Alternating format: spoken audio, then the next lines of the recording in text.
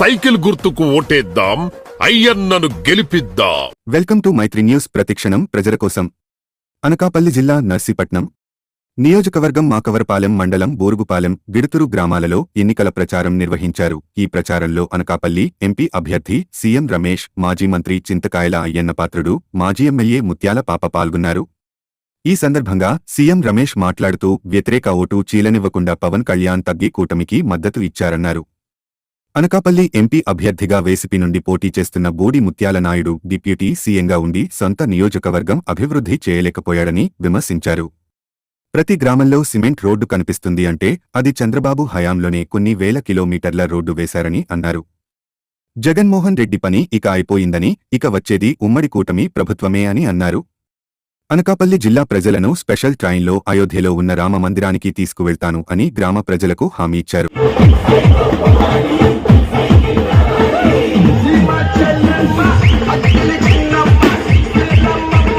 Anakapalli PR మరియు పంచాయతీ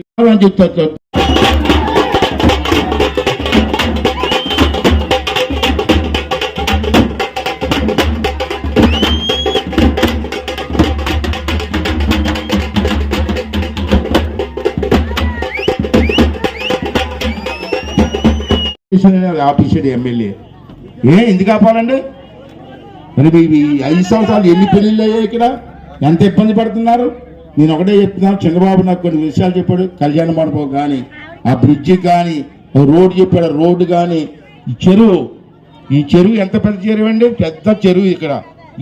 అప్పుడు తవ్వించాను నేనే, అప్పుడు డబ్బులు ఇచ్చి తవ్వించాను. చేస్తాను వైఎస్ఆర్ జగన్ గారు హామీ అవడంతో దాన్ని మనం పడిపోయి ఓట్లేసి ఆయన గెలిపించాం. అయితే ఇస్తూ ఉంటానని చెప్పి ఆయన ఈ 5 సంవత్సరాలకి 250 పొడిగించుకుంటూ ఇప్పుడు 3000 ఇచ్చాడు.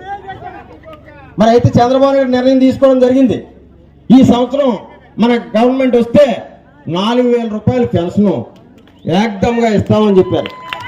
అలాగే ఈ 3 నెలలు కూడా, ఈ ఎలక్షన్ 3 నెలల కాలం కూడా మొన్న ఏముంది తెలుసా, బ్రాందీ షాపులు ముయ్యకపోతే నాకు ఓటే ఇయ్యుతుంది. మరి ఇప్పుడు అడుగుతావా రోజా అని అడుగుతున్నాను ఈవేళ.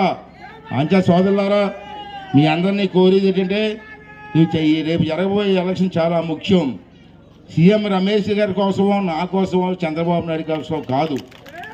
ఈ రాష్ట్ర భవిష్యత్తు కోసం, ఈ రాష్ట్రాన్ని కాపాడుకోవాలి.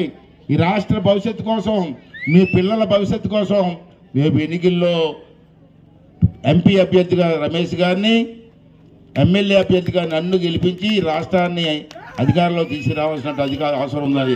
సీఎం రమేష్ గారు నాకు మొదటి నుంచి బాగా తెలిసిన వ్యక్తి, బాగా చదువుకున్న వ్యక్తి, బాగా ఇండస్ట్రియలిస్ట్ కూడా, మంచి వ్యాపారవేత్త కూడా. ఇతను 2 సార్లు రాజ్యసభ గెలిచారు. 2 సార్లు, ఒకసారి కాదు, చిన్న విషయం కాదు. ఈవేళ ప్రధానమంత్రి దగ్గరికి వెళ్ళి, కేంద్ర హోమ్ మినిస్టర్ దగ్గరికి వెళ్ళి నాకు ఇది కావాలని చెప్పి గట్టిగా అడిగే దమ్మున్న వ్యక్తి సీఎం రమేష్. అంచేత రేపు జరగబోయే ఎన్నికల్లో మేము ఇద్దరం పోటీ చేస్తున్నాం. బీజేపీ తరఫున సీఎం రమేష్ గారు మరి పోటీ చేస్తున్నారు. అతని గుర్తు కమలం. ముందుగా మీకు ఒక ఓటు ఇస్తారు, అది ఎంపీ ఓటు. ఇది కమలం గుర్తు. 2వ ఓటు సైకిల్. ఇది ఎమ్మెల్యే గుర్తు. నేను పోటీ చేస్తాను, నా గుర్తు ఇది. ఈ సైకిల్ గుర్తుకు ఓటేసి ఇద్దరిని గెలిపించండి. తప్పనిసరిగా మీకోసం 5 సంవత్సరాలు కూడా మా ఇద్దరం కలిసి పనిచేస్తాం కూడా ఈ సందర్భంలో మనం చేస్తాం.